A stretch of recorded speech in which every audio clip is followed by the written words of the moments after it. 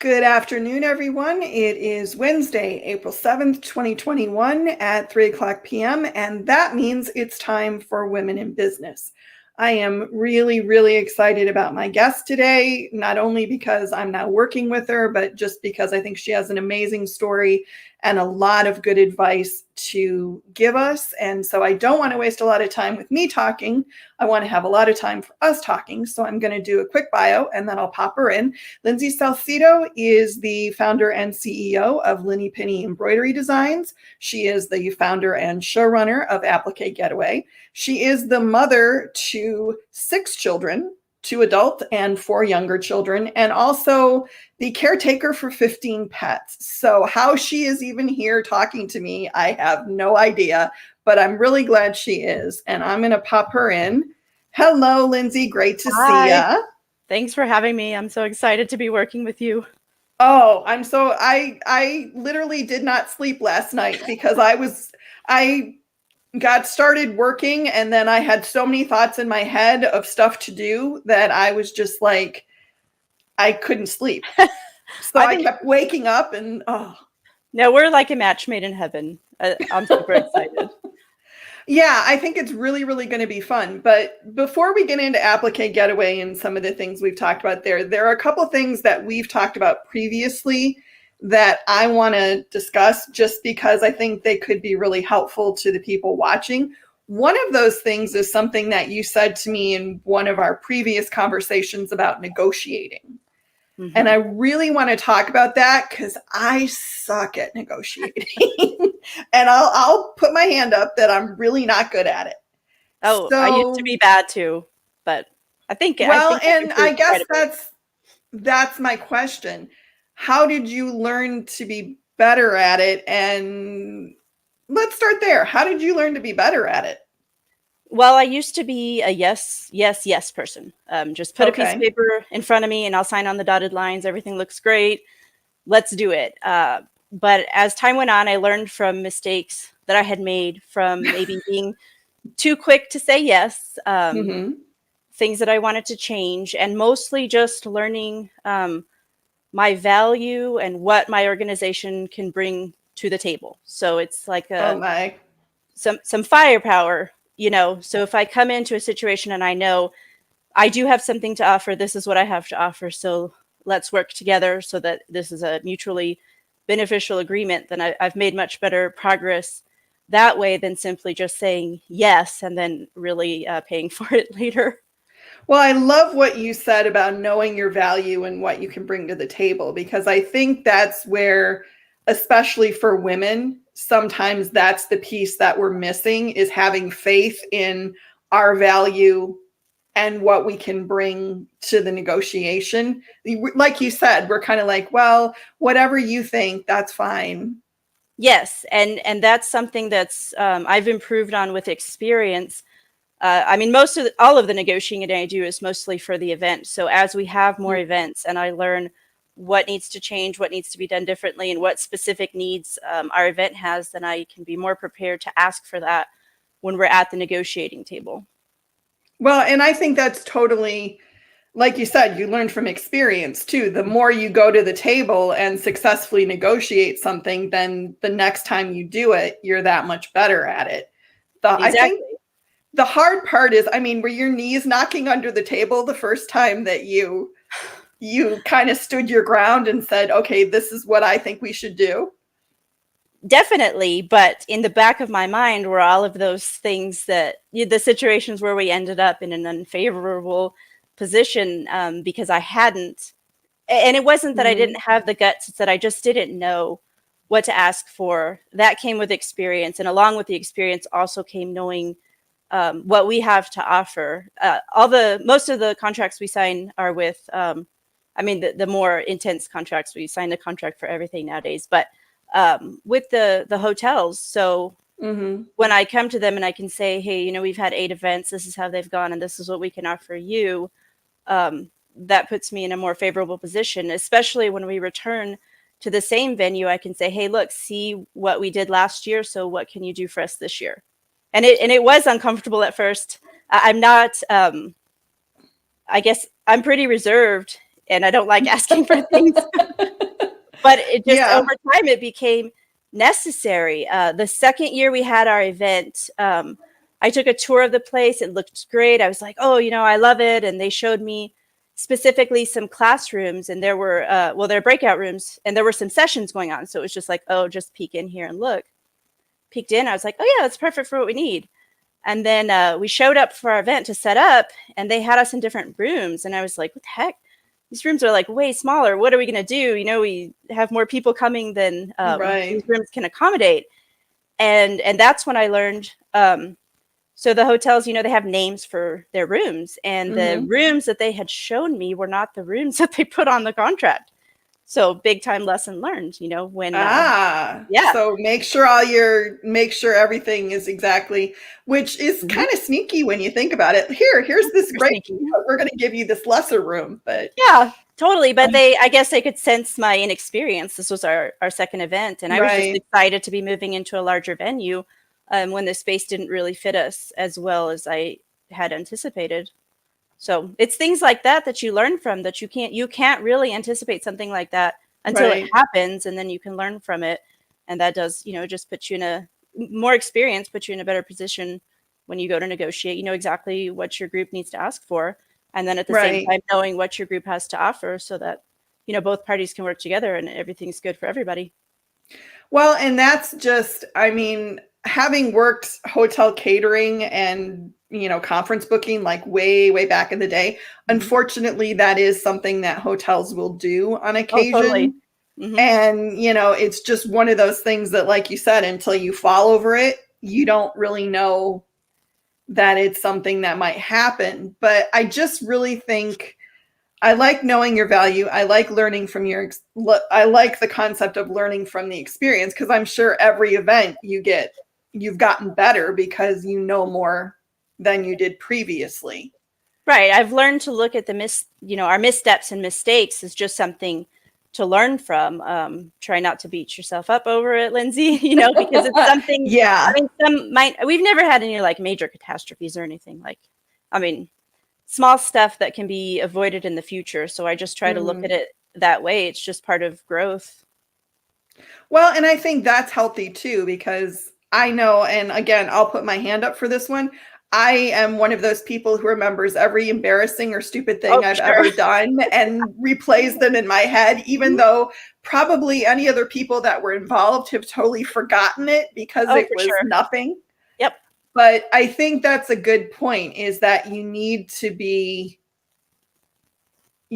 just accept that, okay, this was a misstep. Let's learn from it. Let's move on, instead of making it this horrible thing that, for which you will never be forgiven and for which you must do penance forever. But it's going to wake me up at 3 a.m. and think about, remember that time you had people sitting on the floor because they gave you those garbage breakout rooms and you didn't catch it on the contract? Yep. And I think one thing I know, and I'm going to put up here because if I can find it, because I put it in here. Oh, there it is. Okay. This is the event we're talking about, Applique Getaway. So I'm going to leave that up there for a minute. But one of the things that I've seen just in the little bit of contact I've had with the Applique Getaway attendees and vendors so far is the loyalty that they seem to have to the event. It seems like once you hook somebody, once you hook the fish lives with you forever. It's one of your 15 pets. Yeah. So I guess I want to ask you a little bit about that. And I know, how did you build the loyalty is a really big question, but that's kind of the question I want to ask. Is it just, what do you think has made them so loyal? Let's ask that question. Maybe that's an easier one. Well, I think our event is not about as an event planner, it's not about my vision or my needs. I try very hard to cater to what the attendees are looking for and meet their needs. So when I started the event, it's because we were mostly focused on applique and embroidery at the time, but the more commercial trade shows can be a little bit intimidating for someone that's running a home business or that may not have a need for the type of equipment and volume and things like that. that are presented at those shows. So I wanted something that was very specific to our market. So I think, I think the attendees appreciate that and recognize that. They also, I mean, we were talking about growth, so it's probably fun for them to see the event grow and evolve as our industry grows and evolves and changes, and new products come on. And, we just try and meet their needs every step of the way. My goal is not to be the biggest or the best, or to call myself the biggest or the best event. I just don't think that's the purpose of our show, but it is to meet the needs of a very specific and wonderful group of mostly ladies. Well, and I think one of the things, I'm going to throw this comment up from Eric because I think this is nice. People love the event. I always hear great things from the attendees, which I think is nice. And full disclosure, Eric Campbell works for Embrilliance. Embrilliance is a sponsor, and Lisa Shaw, who also is affiliated with Embrilliance, is a instructor and a vendor at the show. So we're all kind of a happy little family here. But one of the things that I think is interesting is that you're talking about, you saw a need that wasn't necessarily being filled, and you decided, okay, I can fill this need. And other people in the industry, Two Regular Guys, talk about niche markets a lot and finding your particular little area and working with it. And I think that's what you did. But how did you, here's a question. Sure.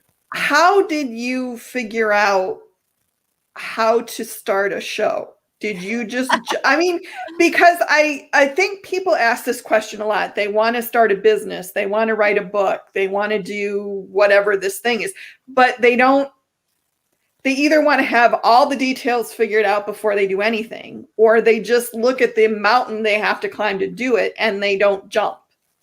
So how did you jump? What made you think, okay, this is something I can do? There's a question. Goodness. You know what? I had no idea what I was doing when I started. It was like, okay, just bravery. I did just jump in kind of head first. We had a family friend who had some experience with events in a totally, totally different market. So that was helpful, kind of guiding me along the way. And then, of course, the staff at the hotel we were at, the Convention and Visitors Bureau, everybody kind of helped guide us in the right direction. But no, it was a totally like jump in cold water naked move on my part. Yeah, I was just so focused. Yeah, I was so focused on meeting that need. And I think keeping my focus on that really helped to shape the event into what it was when it started and what it's become. Now, did you do a lot of research before you started it, or was this just kind of over the years you'd been hearing a lot of comments, so you were like, this will probably be a thing that'll work? Well, it started as, we knew that we were going to have vendors, we knew that we were going to have classes, but we really focused on the social aspect of it, because what I had noticed, I just didn't want an event that seemed to take itself very seriously or that would intimidate people. I wanted people to come out and have fun and meet the people face to face who they had been, purchasing from online or having conversations with online, sharing their projects with, and growing with. I lost track of where I was, Christine. No, I see exactly what you're saying. So it wasn't necessarily when you started, the goal was more to let people congregate and meet each other and meet their favorite vendors and learn something and have a good time. Yes. And then over the years, it's a very natural evolution. Evolved. Yes, exactly. So we had the first year, it was on a smaller scale for sure. I think we maybe had, several hundred people, which is still, a good number of people. It's a decent amount of people for a first year show. 20, I think I want to say we had 22 vendors, several breakout sessions going on at the same time. And that first year was really like a way to test the waters and see like, well, where can we take it from here? And that's been our event every year, is just to grow upon what the previous year was. And that's how we've gotten to where we are. But yeah, the first year was a total leap of faith, and just being so focused on meeting that need is what drove it forward the first year. And I mean, maybe I'm pretty lucky that nothing catastrophic happened, but it was a lot of just learn as we go. And we did, we had some good time to prepare, and there was a lot of learning, as we moved forward. But no, overall, the first year, a lot of people say the first year was the most fun because it was more intimate, and it was just a great group of people that got to meet each other in person for the first time. And that's when I knew that I really wanted to make the event, continue to keep it people focused and social focused, and all the other stuff would fall into place. Well, I mean, just judging from what I've seen, you've done a really good job of making people feel that they mattered to the event, because I'm seeing a lot of very loyal people. But I want to throw a couple of comments up here. Carlissa says, it's the best event around. I keep coming back year after year, and now I'm dedicated and working for the event. So, yeah. And her son is apparently security, which I think is just adorable. Yes, he's the cutest thing. Yeah, no, I mean, that does speak to the loyalty that a lot of people who have started coming as attendees. And so now she's the director of registration and attendee experience. So as a former employee, a former attendee, she has some insight into, where people might need questions answered or help with registration. Right. She's going to be there checking you in. So she has that personal experience, which is something that we really like to try. And that's another way of meeting someone's needs, is it's not just a random person that we've hired. This is someone that has experience with the event. Well, and I like that, because I also saw people who commented and said, and if you're wondering where these comments are, just because, why not put everything up here? We want this one, I think. On My Way to the Applique Getaway is the name of the group that is about the Applique Getaway. And that's where a lot of these comments that I'm referencing are showing up. And one of the things that I saw was there were a lot of people who said they volunteered, or like, Carlissa, who have become someone who's now staff. And I like that idea that you're taking people who've had the experience and putting them in charge of the experience. I think that's a very smart idea. Was that just something that evolved over time, or did you always think about that from the beginning?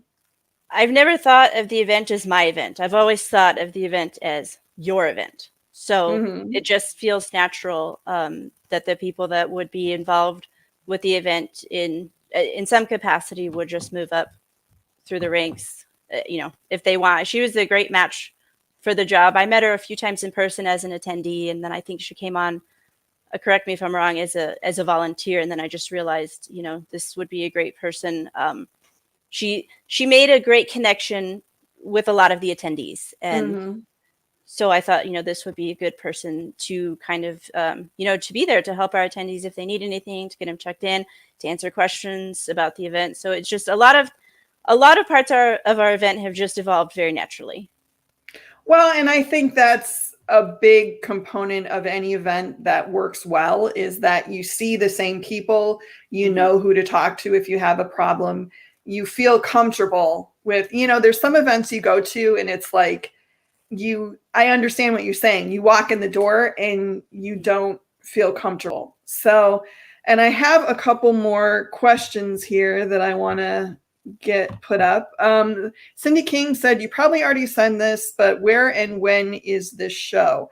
The when is still a little up in the air.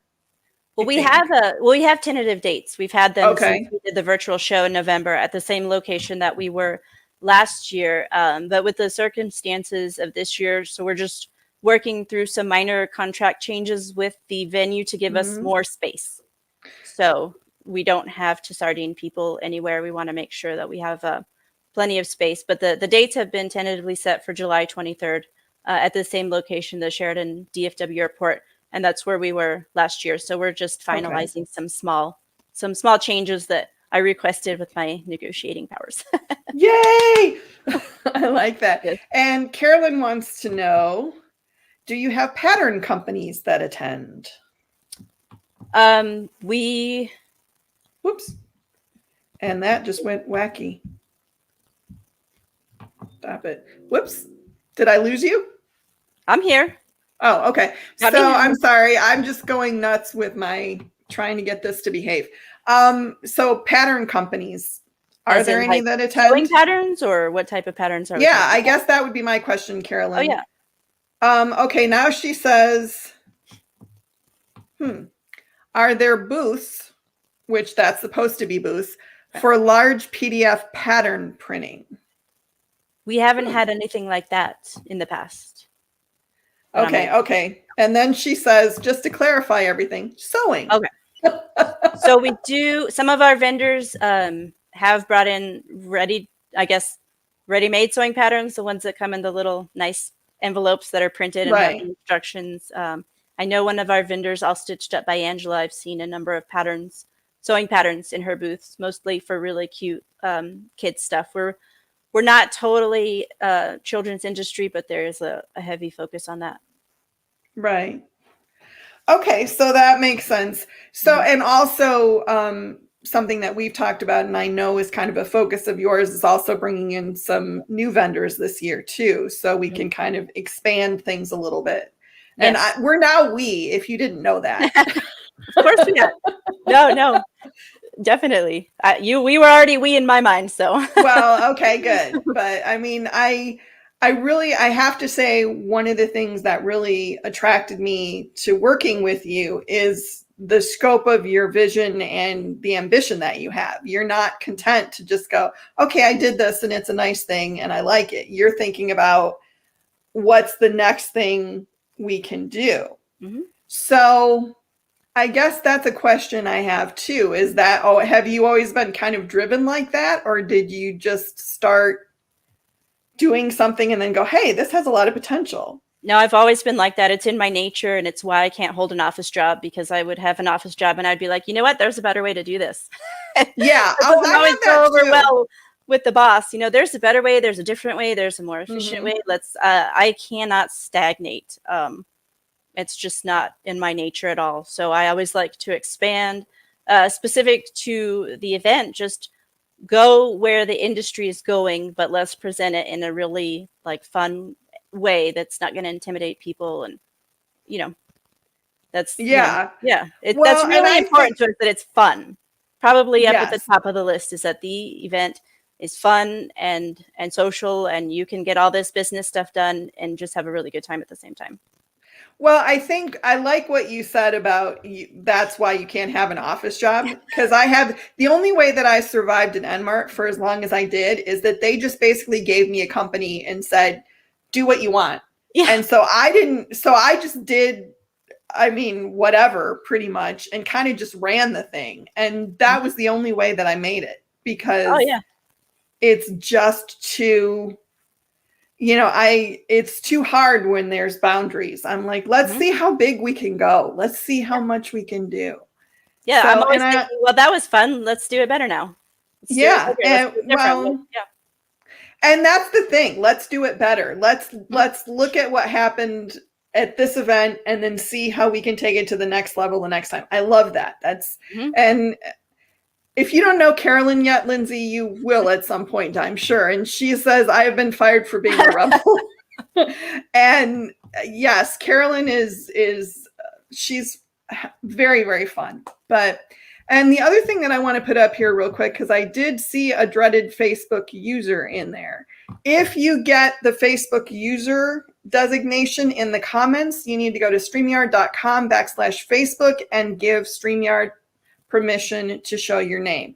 I don't know why they're stupid about it sometimes, but they are. So if you just go to StreamYard.com/Facebook, you can give them permission to show your name, and then they will tell us who you are when you comment, which is always nice to see who people are.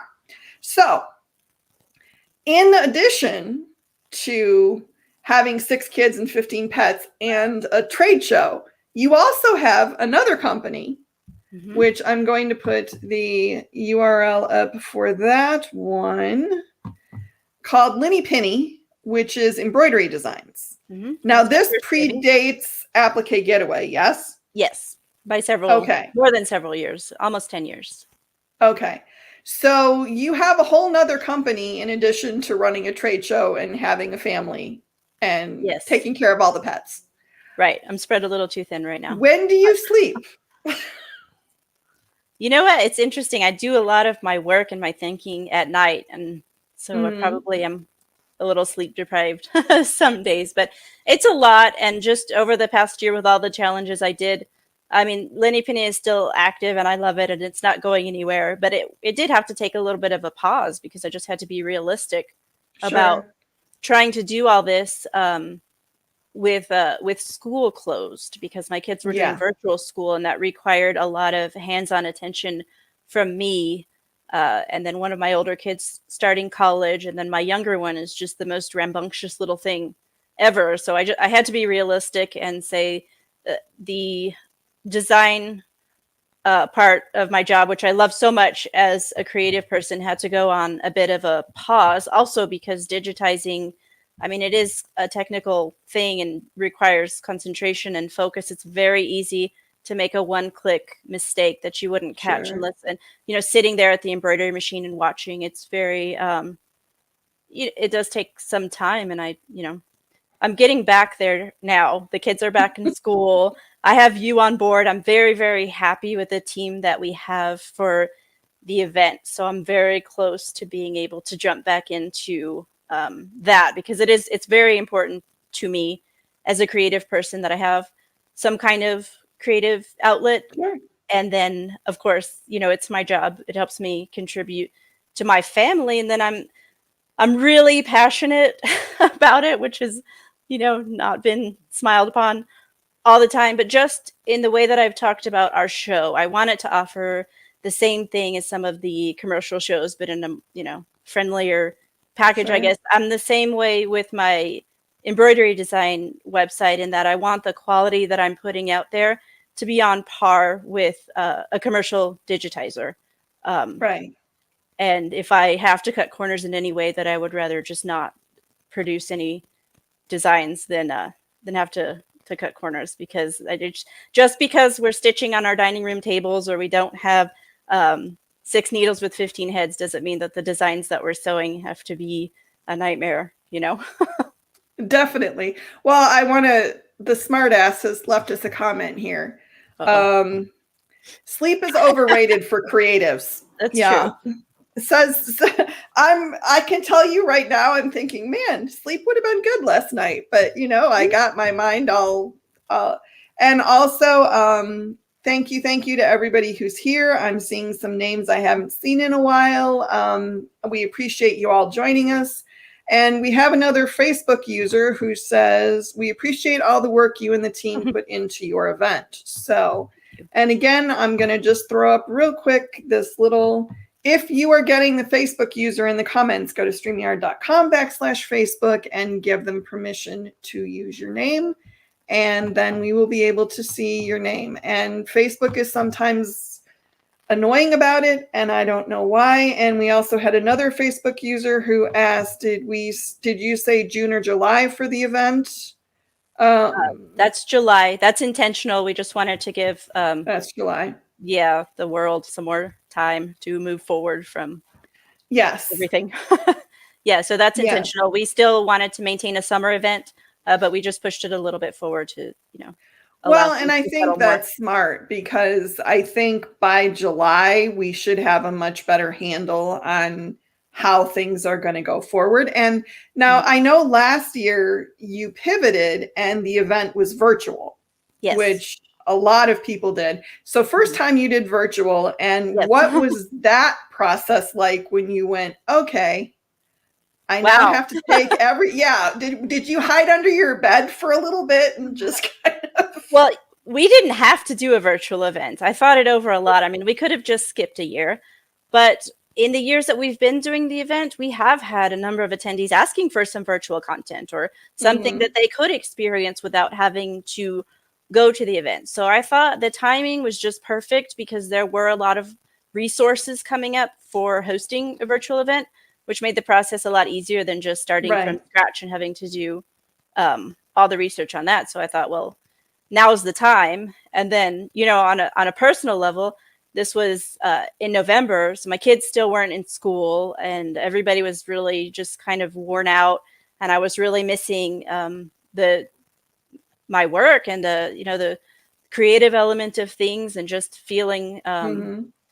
like I'm just a ringmaster here in my house with all these kids and pets, and I'm not doing anything productive. So on a personal level, I became very driven to pull it off, and it was another learning experience. It was almost like a first year event because we'd never done Right. a virtual event before. So originally, our event for 2020 was scheduled to be held in June, and it was obvious from Yeah, that the wasn't going to start that happen. wasn't going to happen.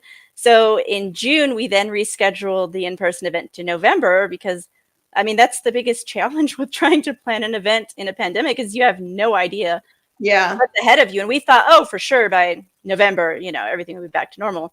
And it was not. So by, Mm-mm. I want to say early fall, late summer, we started realizing like, no, this is probably not going to happen only because of, we didn't know what to expect, but we need Right. time to plan an event. If I don't have enough, I can't just be like a week before November, oh yeah, everything's good. Looks like we can have an event. No, this is like, I mean, I have dreams about that happening all the time that I show up to the event and I've forgotten You're like, to let oh the no, vendors nothing's know. ready. Or, yeah. So that's the main challenge is that we have to plan ahead. So when I realized I don't know how things are going to be in November and we don't have time to plan ahead. So we just started switching gears and putting feelers out there about doing a virtual event. And we learned a lot from doing a virtual event. In fact, I'm positive that that we will do another one and improve upon that just from what we learned from the first one. There's a big market out there for the content that we offer at our event for people that may not, for this year, maybe they're not ready to travel or they normally wouldn't Right. travel to an event. We can still meet them halfway. I think that totally makes sense. And there's some really good comments here that I want to get to. I'm going to start with this one from Vicky. I always learn something new each year. Us out of state attendees really appreciate the hard work everyone puts into the getaway. So I We think appreciate that. that's lovely. And also a question, will you have machine dealers there? I am the market for upgrading to a 10 needle. Yes, we always have machine Yes. dealers there across the range of machines from home embroidery to commercial embroidery, several And options there. then I like I like this comment from Eric because I think I've never gotten the whole, I'm a professional, I'm a home, I'm like, Right. you embroider, you make cool stuff, yay. But what Eric says, 100% embroidery is embroidery. From this commercial guy, I've always reached out to the home and art embroiderers. I see lots of innovation and creativity from that side of the embroidery world and love it. And I totally agree with that. I think he's completely right. And I see value in both parts of the equation. So have you encountered that kind of tension, or do you just go, everybody's welcome and I don't care? Oh, everybody's definitely welcome, but I do see a divide, I would say, like a Mm-hmm. differentiation between the two parts of the industry. And sometimes it can feel like people are looking down their noses at us, but that's why I'm so outspoken about knowing your value. Even though you work in this segment of the industry, we still have a great deal of value. An example that I've used is if a mom walks into a commercial embroidery shop and says, hey, can you put my kid's name on their lunchbox? The commercial embroidery shop is going to be like, well, there's this setup fee and there's a minimum order. So that's where our section can kind of come in and meet a need. So I always tell our Mm-hmm. people, don't undervalue yourself. You are still meeting a need here. I think a big need. We have our place and the commercial side has a place, and they're both equally valuable. Um, Mm-hmm. and from a digitizer standpoint, because I know that's where Eric's passion is too, I've always felt that the children's market and the home market needs to be held to the same standards as the commercial market. It's a fusion of creativity and technology. It's where cute and efficient, I guess, I love that. meet. So yeah, that's something that I've always really been passionate about telling the world. My friend Carlissa on Facebook, she Mm-hmm. was I mean, she meets the need as, I mean, she does some larger commercial jobs, but she also does a lot of monogramming on backpacks and shirts and things like that. And we were talking earlier about a design that she had purchased because it was what her customer wanted. And it was a circus design, and it was literally and figuratively a circus. She was like, Lyndsie, this is cute, but it's asking me to change the thread 45 times.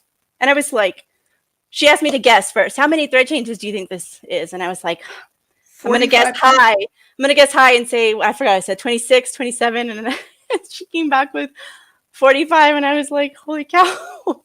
So, yeah, I mean, it's important that I think that we hold ourselves to a high standard, whether we're stitching names on lunchboxes, creating designs for sale, holding trade shows. Even though we're not commercial, we still have a great deal of value to offer. Well, one of the things that I always think is interesting is that, you know, when you look at the home or the crafter market or whatever you want to call it, the people who aren't necessarily running a brick and mortar somewhere, right? Yes. They're putting as much effort as the brick and mortar people are into learning their craft, into making their products be good quality products, into providing value for the effort that they're putting forth, all that kind of stuff.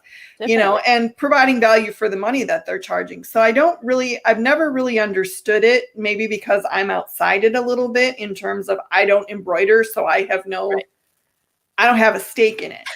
But, you know, I don't, but I guess I could say, you know, I suppose if you had somebody that was writing poems on notebook paper and, you know, self-publishing their own book and they said, I'm a poet, and I'd be like, I don't know. Yeah, but you know, it some of it is presentation and some of it is effort, I have to say. Definitely. And the two parts of the industry don't take anything away from each other. No. Which is a perception, you know, misconception that I would like to change. I think there's a place for all of us in all of this. Like I said, if you take a lunchbox to a commercial embroidery shop, they're going to be like, what the heck, you know? Sure, we can knock out 340 polos in 2 days, whereas the person running their machine on their dining room table might not be able to do that. But that's where, you know, we meet the needs of our market. Right. And maybe because we don't have to charge a large setup fee, or, you know, those things might be frowned upon, but it's just part of meeting the needs of your market. Totally. And there's a couple of comments here that I want to get to. Pricing, and value needs to be pushed for the home business. I think that's true. Yes, they have to know their value. Yeah, it's what I was just going to say. That's exactly what you were talking about. You have to know what your work is worth, and you have to place the proper value on it. And that is a knock that home embroiderers often get. Well, it's a hobby. Well, no. If you invested money and you invested the time, it's not a hobby. It's something you do to be good at it. Yes. If you're exchanging money, register your business. You know, you have to submit your sales tax reports. You have to do all that stuff. And part of that is building your profit and loss into your pricing. And again, knowing your value, knowing that I can charge what my work is worth because I'm here to provide it. Whereas the commercial embroidery shop is not going to take a small order like that. I will, so I can, you know, charge accordingly. Well, and I also think this is interesting from Cindy, who says, that's funny. I guess me as a commercial embroiderer, I did not know I was not supposed to do the little jobs. I have lots of big customers that bring me little jobs. And Cindy, some commercial embroiderers do that. And there's no law that says that. And there's no law that says that a home embroiderer can't take a 340 polo order if they can manage it. But I mean, the likelihood of that is a little, but there's some overlap there. And I think it's the choice of whoever's running the business, what they want to do. You know, some people just are really, I only want to do big orders because I have multi-head machines. And so I don't want to start up my machine for 12 polos. And other people are like, 12 polos is cool. I love that. Or one polo or a backpack or whatever it is. So yeah, there's overlap. I think the point that I'm just trying to make here is that there is a need to be met, and that everybody does have value and shouldn't undervalue themselves or their work just because they're working from home. I think that's totally true. And Carly says here, realizing my worth took a while, but it's an amazing feeling to know my worth now. And I think that is, I realize this is a gross overgeneralization, but I think for women in general, that's maybe one of the hardest things to do sometimes, is realize your value, because for a lot of women, we constantly get told that a lot of the things we do are just things we're supposed to do. Right, or we're spoken over, or just people make Yeah. assumptions. I've had this conversation with Carly.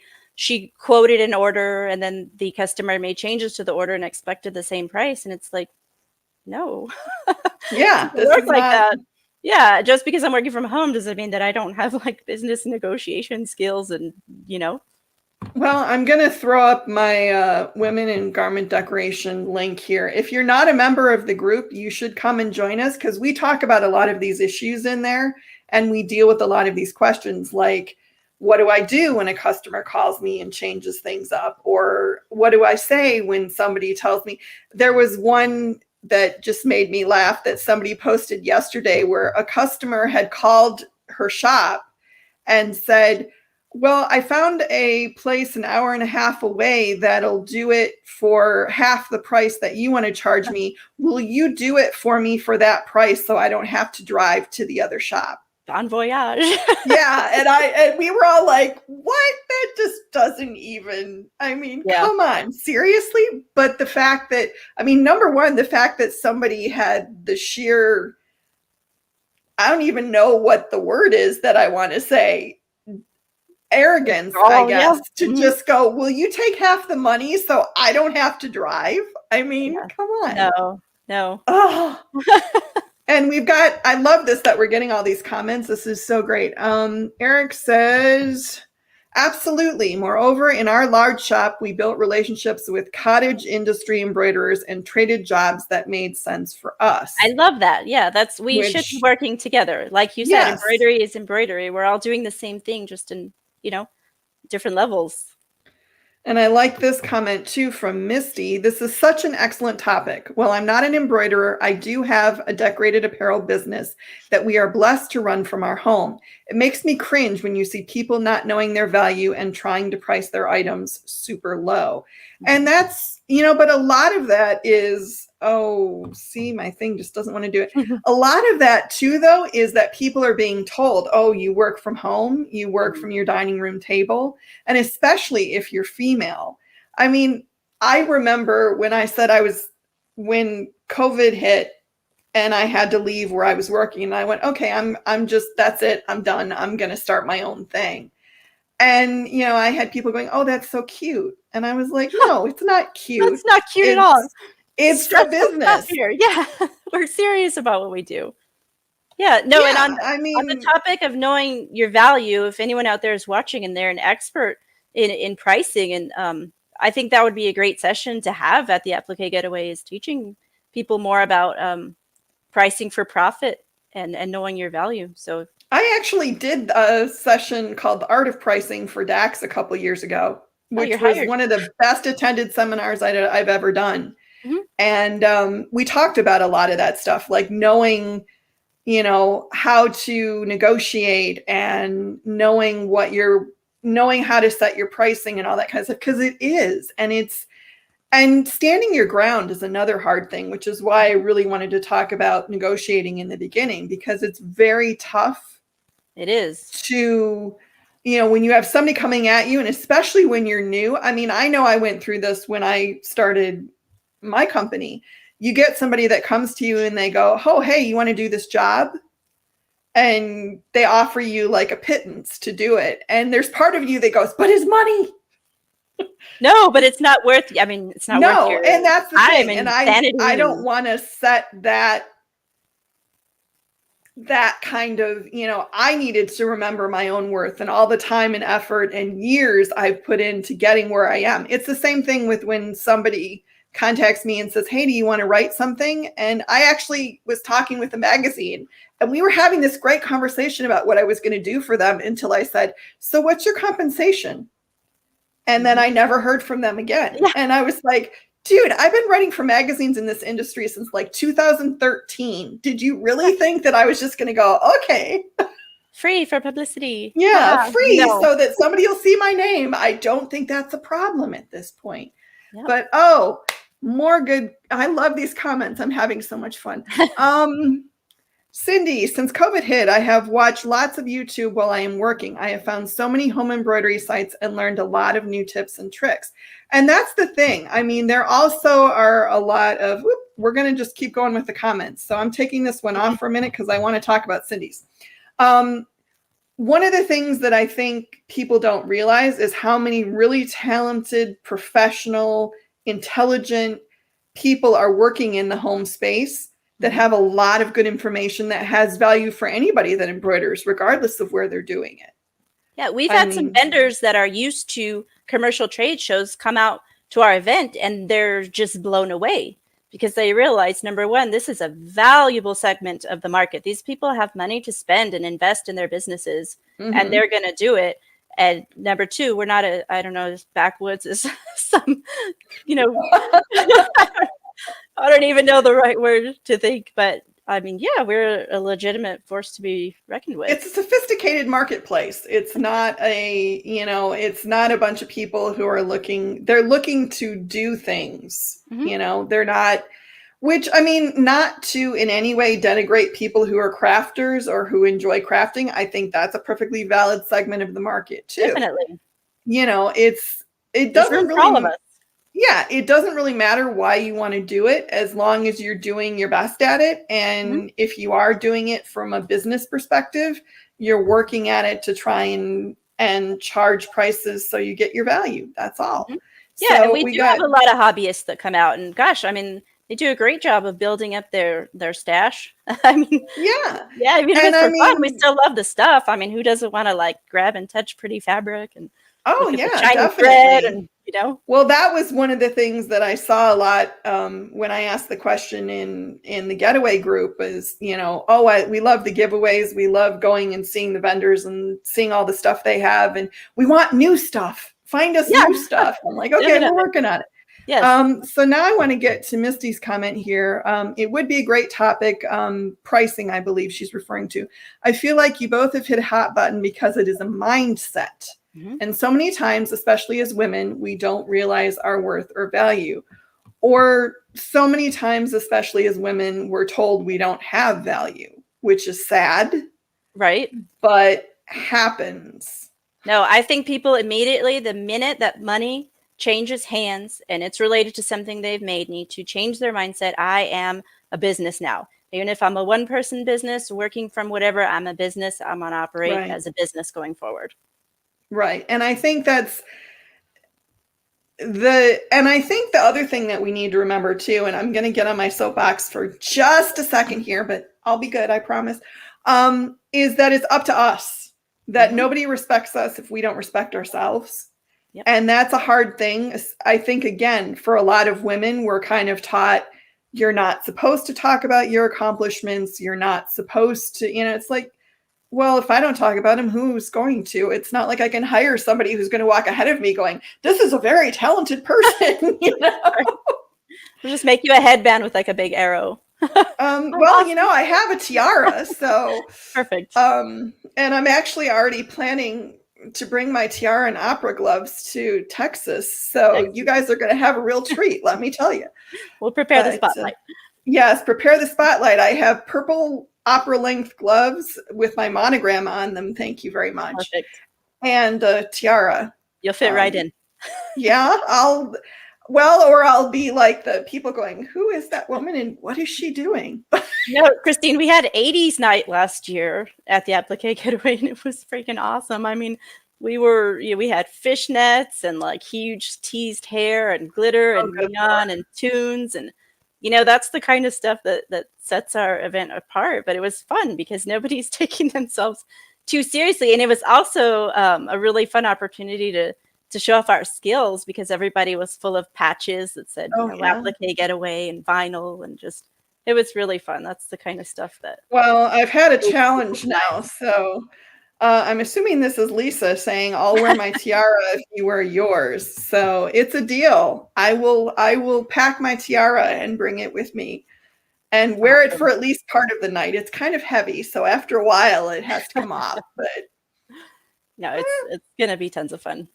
oh, I think it's going to be an amazing amount of fun. I really can't wait. And what I really love about this whole conversation we've had today is just the point that's being made about you have to take charge of your own destiny, basically. And I think that's a message that we need to keep repeating, especially to women, because a lot of times you're told it's not in your control. And I mean, look what you did. You went, I want a trade show, and you made a trade show. I mean, one thing too, where I've had a great deal of personal growth is learning to do hard things that are hard for me personally, just because it's not in my nature. But like, for an example, a few years ago, we had a show at a really nice venue, and the handicap accessibility elevator went out in the middle of the show. This is a huge problem for us because even though we don't need the accessibility elevator for everyone, we do need it for some. There were ladies that couldn't get to where they needed to go. So I had to do something uncomfortable and make a big stink about it. You know, this is absolutely unacceptable for our event, and you need to fix this thing. And then we took personal responsibilities. My husband he was driving women around to the side entrance so that they didn't have to use the broken elevator and get stuck in there. So I made it a really big deal at the end of our event. And that was hard. And then the following year, it happened again. And I had to do something even harder. And that was make an even bigger stink about it. And I had a multi-year contract with this venue. And I told them, I am absolutely never coming back here again because this is totally unacceptable. We had women who were depending on that elevator to get up and down so that they could enjoy our event. And 2 years in a row, you all did not make it happen. So I made it clear, this is a problem.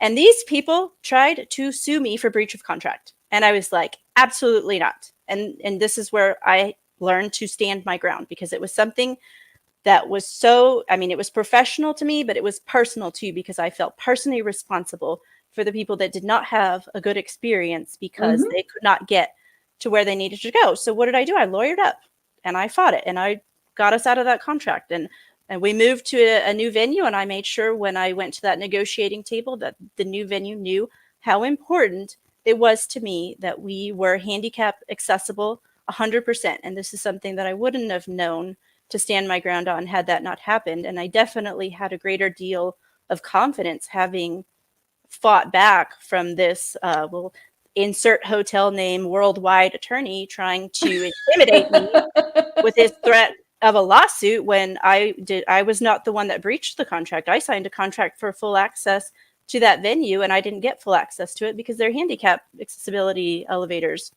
went out. So like when we were talking about negotiating earlier, it's experiences like that I can show up and feel more empowered to take a stand where I need to. And I'm not trying to wear pants that are like too big for me, whatever. I think you can do it with humility and professionalism, but at the same time, knowing, you know, hey, this is something that's really important to me, and this is what I need. Even as a shy person who's not very outspoken, I can be loud about things when I need to. Well, and I think, again, it comes back to what I was talking about earlier, which is you have to respect yourself and you have to respect your boundaries, and you have to stand up for what you know is right, which is what you were doing. I mean, you know, standing up for my attendees too. My attendees were not in that negotiation with me, but you know, hey, like I'm speaking up for them too, and I'm sending a clear message that our attendees are, maybe that's part of the loyalty too, is that they're that important to us that, you know, I went through quite an experience. I'm sure, but and lawyers, but it was that important to me on multiple levels to make sure that that worked out the way we needed it to. I like this comment. I'm going to put it up. That's what makes the Applique Getaway so great, Lyndsie. You stand up for what's right. I love that. And Cindy King is saying, Christine, will you keep me posted about this event? I want to try to go, especially since I live in Texas. If you want to be posted on the event, you can go to the Facebook page and you can get information there, or you can go to as soon as I get this out of my way, you can go to the group. And I will be in the group all the time, talking like a maniac now, because that is what I do.